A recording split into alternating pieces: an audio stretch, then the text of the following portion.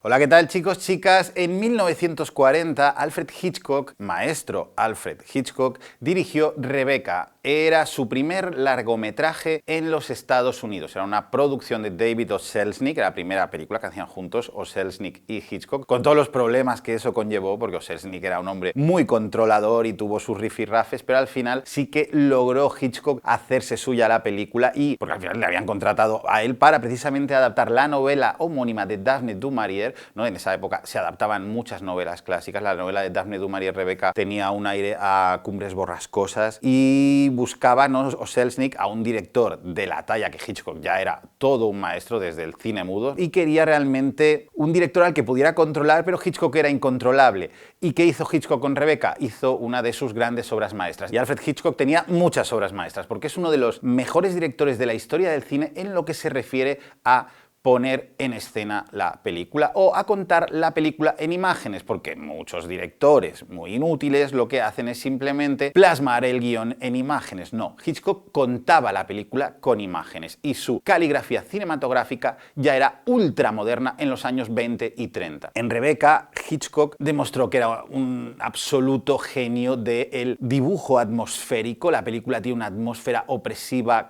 casi gótica. Manderley es casi gótica, ¿no?, con sus claroscuros, esa mansión gigantesca, donde siempre vemos a la protagonista, Joan Fontaine, realmente pequeñita frente a todo lo que es esa casa, y sobre todo el carácter opresivo de esa figura ausente que está en la casa, ¿no? La presencia de esa ausencia, de la Rebecca, la que da título la película y que nunca vemos en ningún momento en la película, siempre es una presencia que es casi fantasmagórica y sin embargo controla todo el drama, casi terror, de la propia obra, hace como la protagonista se ve empequeñecida y asustada, moviéndose, ¿no?, simplemente dentro de Manderley, y también siempre espiada y controlada por los sirvientes de la mansión. Lo que construyó Hitchcock simplemente decidiendo cómo situaba la cámara, aplastando a la protagonista, haciéndola pequeñita frente a esa chimenea gigantesca o esas habitaciones grotescas, desmedidas, como un palacio, ¿no?, de reyes bestial, donde se mueve esta pequeña protagonista muy superada por todo lo que ocurre, era realmente impresionante. Y también era extremadamente sutil en todos los detalles. Casi cada detalle, ¿no?, infligía error, incluso en el propio fetichismo de los cepillos con los que se peinaba Rebecca, los bordados que tenía Rebecca, la ropa de Rebecca, todo ese fetichismo de Hitchcock, que en el libro venía a ser casi anécdota, ¿no?, de descripción de lo que pasaba, en Hitchcock se convierte en elementos psicológicos tremendamente importantes. Así que la Rebecca de Hitchcock está llena de capas. Como digo, puede ser una historia de fantasmas, puede ser un drama criminal, que hay hasta un juicio y hay una sombra de homicidio. Hitchcock convierte Rebecca en una historia de traición e infidelidad, de pena y de locura, pero de nuevo siempre estamos delante de una gran historia romántica, de una gran historia de amor que debería poder superar todo, incluso en un ambiente tan terriblemente tóxico. Es una película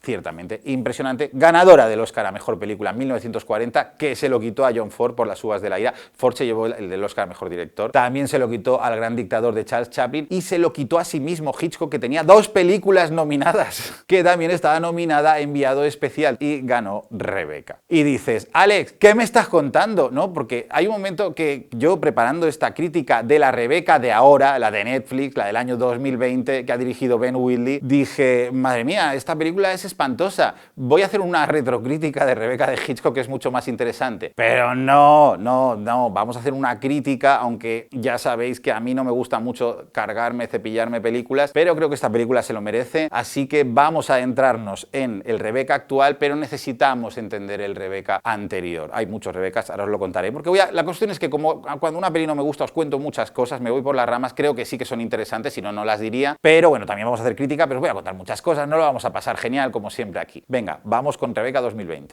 Welcome to Manderley. Never seen a house like this. Oh, I'm sorry. I thought you'd been a lady's maid. This is all very new to me. Oh, I'm sure you won't disappoint him, madam, if that's your concern. We did a lot of entertaining when the late Mrs. De Winter was alive. You can talk to me about her. I have no secrets from you. All marriages have their secrets. Anoche soñé que volvía a Manderley, ¿no? Una de las frases más míticas de la historia del cine. Obviamente, la Rebeca de Hitchcock tiene muchos herederos a nivel de puesta en escena, de historia, etc. Pero como anécdota maravillosa, que si no la sabéis os la cuento yo porque es magnífico, es que marcó tanto Rebeca, marcó tanto la ropa que llevaba Joan Fontaine en la película, estas chaquetas de punto, ¿no? Estas chaquetitas de punto, que son los cardigan, digamos, que en España pasaron a llamarse Rebecas. Así que cuando se habla de una Rebeca, por si no sabíais, viene de la película de Alfred Hitchcock. Y me mola mogollón. Las Rebecas de Joan Fontaine, que también lleva Lily James en esta nueva película. Dirige Ben Wheatley, director maravilloso. Me flipa Ben Wheatley, me flipaba hasta ahora. Me encanta Ben Wheatley, nacido en 1972 en el condado de Essex, en Gran Bretaña. A Ben Wheatley le descubrimos, al menos tiene una película anterior, pero la película que lo situó en el panorama cinematográfico fue Kill List, de 2011. Buenísima. Estuve a punto de ponerla en el top del terror de culto, Kill List. Una película que vi en Sitges, además. Tremenda. Verla y disfrutaréis. Al año siguiente hizo una bizarrada divertidísima, una comedia de asesinatos con sexo bestial que se llamaba Turistas, una de las alegrías más gordas que me llevé yo en Cannes ese año, ¿no? Cannes, festival serio, de repente me meto a ver Turistas y es que no me podía creer lo que estaba viendo. Realmente Ben Wheatley maneja el terror, la violencia, el humor negro, pues como pocos cineastas. En 2013 cambió de tercio, hizo una peli en blanco y negro, super arty, casi lynchiana, loquísima, A Field in England, también me vuelve loco, A Field in England, otra película maravillosa. Y en 2015 y en 2016 hizo dos películas que también me flipan. En 2015 hizo High Rise, la adaptación imposible de Rascacielos, de J.G. Ballard, que es una novelita maravillosa la de Ballard, muy difícil de adaptar. Cronenberg hizo como una adaptación muy loca que se llamaba Vinieron de dentro de, sin acreditar, ¿no? La peli Vinieron de dentro de, mítica de Cronenberg, cogía el concepto de Rascacielos de Ballard, solo que le metía a sus bichos guapísimos. Pero no, Ben Wheatley hizo una película surrealista, loca, vamos, un Tom Hiddleston que es todo jazz. A mí me flipa High Rise, como todas, me estoy repitiendo. Y en 2016 hizo una película que se llama Free Fire, que era como un Reservoir Dogs contemporáneo, todo un montón de personajes en un almacén matándose los unos a los otros. Vamos, que realmente Ben Wheatley es un grandísimo director, creo que aún sigue siendo un poco desconocido y entonces qué pena que la película que lo vaya a conocer, lo vaya a dar a conocer mundialmente, pues sea esta castaña, ¿no? Que sea este remake de Rebeca, que yo viéndola era incapaz de reconocer ningún sello autoral por parte de su autor. Es cierto que realizar remakes de clásicos incontestables es muy complicado, porque por algo son clásicos incontestables. Igual no se tendría que hacer esos remakes, igual se podía volver a poner en cines los clásicos incontestables, y no digo poner en cines, ya no van a quedar cines en ningún lado, pero bueno, se va a poner en Netflix, pues se podría poner el clásico de Hitchcock también, aunque solo sea para comparar. Y si no habéis visto el clásico de Hitchcock, joder, no os veáis primero veros primero el clásico de Hitchcock, ¿eh? Vale, vamos sobre los remakes, quiero decir algo también para así seguir pegando mi habitual rollo. ¿Dónde está la crítica, Alex? Digo, pues no es tan importante la crítica como lo que os voy a contar. Hitchcock tiene muchísimos remakes y casi todos son muy malos, porque Hitchcock era muy bueno. Y Hitchcock tenía una manera bestial de poner en escena las películas. Su caligrafía, lo he dicho antes, es de las mejores de la historia del cine, de las más modernas, de las más radicales. Un cineasta superlativo. Era tan bueno que casi os diría que el mejor remake que existe de Alfred Hitchcock lo hizo Alfred Hitchcock, porque en 1956 estrenó El hombre que sabía demasiado, peliculón absoluto, que era un remake de su película El hombre que sabía demasiado, de 1934. Ese es el mejor remake de una peli de Hitchcock. El resto, bueno, pues hay de todo, es que hay muchos y muy notorios por malos. El más claro, pues podría ser el Psicosis de Gus Van Sant, ¿no? Psycho de Gus Van Sant, de 1998. Digo el más notorio porque lo que hizo Gus Van Sant, otro cineasta muy listo, fue hacer una copia plano a plano de la Psicosis original, demostrando así, esa era la teoría de Gus Van Sant, que el cine clásico había muerto. Porque si una peli se copia plano a plano, funciona como una obra maestra incontestable en 1960 y sin embargo en el 98 es una chufla? Su teoría yo la puedo entender, pero la verdad es que no es exactamente eso. No creo que el Psicosis de Gus Van Sant nos traiga la muerte del clasicismo, porque precisamente Hitchcock era súper moderno. O sea, yo creo que lo que realmente demuestra el Psicosis de Gus Van Sant es que no vale con copiar plano a plano una película. Con eso simplemente no tenemos la misma versión de la película. Las películas son son mucho más que solo copiar planos, y eso está detrás de las imágenes. Y eso sí que creo que es importante en este remake, demostrar la imposibilidad de recrear un clásico incontestable. Ya os digo que remakes hay muchos, hay,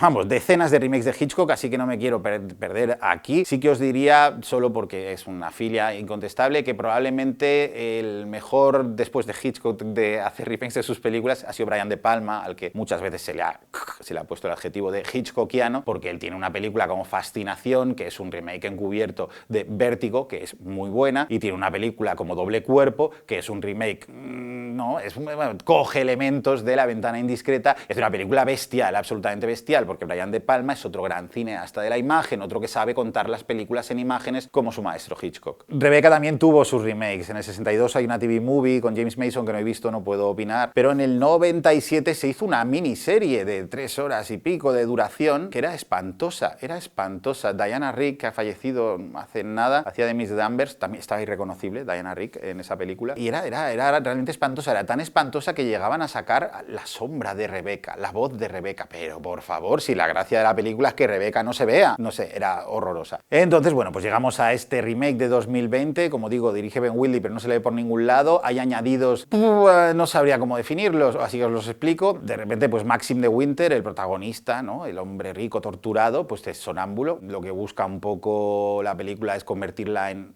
algo más macabro. También hay pesadillas que hacen que la película se acerque al terror por buscar esa imagen prototípica del cine de terror. Está fracasando la película porque el momento en que tienes que poner imágenes terroríficas para ejemplificar el terror significa que no estás sabiendo trazar la atmósfera de la película, que ya es de por sí terrorífica. Y luego hay más añadidos, bueno, el plano final, la secuencia final, no, eso no quiero ni hablar de ella. Los actores son Lily James, que hace de Mrs. de Winter, que es un personaje tan superado por todo lo que le rodea que no tiene ni nombre, ¿no? Es Mrs. de Winter. Armie Hammer es Maxim de Winter. Christine Scott Thomas es Mrs. Danvers, ¿no?, la villana absoluta de la película. Y Sam Reilly, que es Jack Fabel, que es el primo de Rebecca, etc. Todos están bastante mal. Y no es por comparar a Laurence Olivier con Armie Hammer, porque no tiene ni pies ni cabeza, eso no lo vamos a hacer. Pero aún así, esta Rebecca de 2020 por sí misma tampoco se aguanta. Si no fuera un remake tampoco se aguanta, porque al final lo que han conseguido con esta película es hacer un melodrama, rollo Antena 3 por la tarde, un melodrama de los domingos de Antena 3, película rusa. Se parece a eso, o sea, se hace larguísima y muy aburrida, me parece increíble. Y os pongo 2 ejemplos básicos. En la Rebecca de Hitchcock hay una secuencia maravillosa, que es cuando ella se pone, ¿no?, celebra un baile de disfraces y se pone un vestido y quiere dar una sorpresa a su marido, y entonces todo está contado en plano contra plano, ellos de espalda en el salón mientras ella baja súper feliz por las escaleras. No es un plano de suspense maravilloso, luego enfatizado por los primeros planos, que Rebecca del 40 es muy de primeros planos. Vale, pues aquí está resuelto siendo exactamente lo mismo, está muy mal contado. De nuevo inciden un poco como en las imágenes de terror, y es que son imágenes realmente inútiles, no consiguen en ningún momento transmitir esa sensación de tristeza, ¿sabes? Solo consiguen, pues sí, la del pánico del momento, pero es mucho más complejo, Rebecca, que eso. Otro ejemplo bestial, yo creo que es de lo mejor de la peli de Hitchcock, es cuando el personaje de Laurence Olivier le cuenta a Jean Fontaine qué es lo que ocurrió realmente con su mujer, ¿no? Esto es spoiler, así que no os lo voy a contar, pero sí que podéis ver cómo lo contó, y es que donde cualquier cineasta habría realizado un flashback para escenificar qué es lo que había pasado, lo que hace Hitchcock es increíble, y es coger la cámara y hacer una puesta en escena invisible de lo que está narrando el personaje. Es algo increíble, con lo cual el espectador está viendo sin personajes delante, solo por los espacios que recorre la cámara, que es donde transcurre la acción que está narrando Laurence Olivier, el espectador reconstruye en su cabeza esa secuencia. Es uno de los grandísimos momentos del cine de Alfred Hitchcock, que en esta de 2020 deciden no tomar esa iniciativa. O sea, hay un gesto positivo en todo eso. Si bien Van Sant se equivocó al querer copiar plano a plano Psicosis, hombre, aquí Ben Wheatley ha querido hacer algo que no se parezca en nada. Es cierto que es muy plano, que se limita a poner en escena un guión de la forma más tributaria posible, pero realmente el gesto de no querer imitar a Hitchcock está bien, porque habría sido mucho más grave la comparación, como le pasó a Psicosis. Otra cosa que se echa de menos es la tensión sexual, y eso que, digamos que en Rebecca 2020 sí que hay sexo, en la del 40 no podía haber, porque estaba el código Hays que prohibía todo, y todo era insinuado, tanto el sexo heterosexual como el homosexual, porque la tensión homoerótica que hay en la Rebecca del 40 es bestial. Cosas buenas de la peli, And Out. es una de las actrices que nunca falla. La hemos visto en El cuento de la criada, la hemos visto en The Leftovers. Siempre da yuyu. Andout es una maravilla. Qué pena que, claro, su papel es pequeño porque es un papel que aparece solo al principio de la película, pero está genial. Es de la parte que me estaba ganando la película gracias a la actriz Andout, de la que os recomiendo, si os mola el mal rollo que transmite, que también estaba en Hereditary, por ejemplo, os recomiendo una peli muy poco conocida que es Compliance, de 2012, ¿vale? Esa peli, madre mía, qué mal rollo de película, y Andout está tremenda. Esta es una de las cosas buenas de esta Rebecca. ¿Más cosas buenas? No sé, no se me ocurren muchas más, la verdad. Esta película, pues como veis, no me ha gustado. Ha quedado bastante claro. Ahora, si vosotros la veis y creéis que estoy equivocado, ya sabéis, me lo decís, no pasa nada. Estaréis equivocados vosotros, pero no pasa nada. Pues eso, una pena. Ha sido una pena. Yo no sé qué os voy a decir. Ya está. Pues hasta aquí hemos llegado, ¿vale? Me cuesta mucho. Esto que he hecho, os prometo que me cuesta mucho porque no me gusta nada dejar mal las películas. Pero aún así, por supuesto, recomiendo verla para que cada uno se haga su composición de lugar. Un beso muy fuerte a todos y a todas.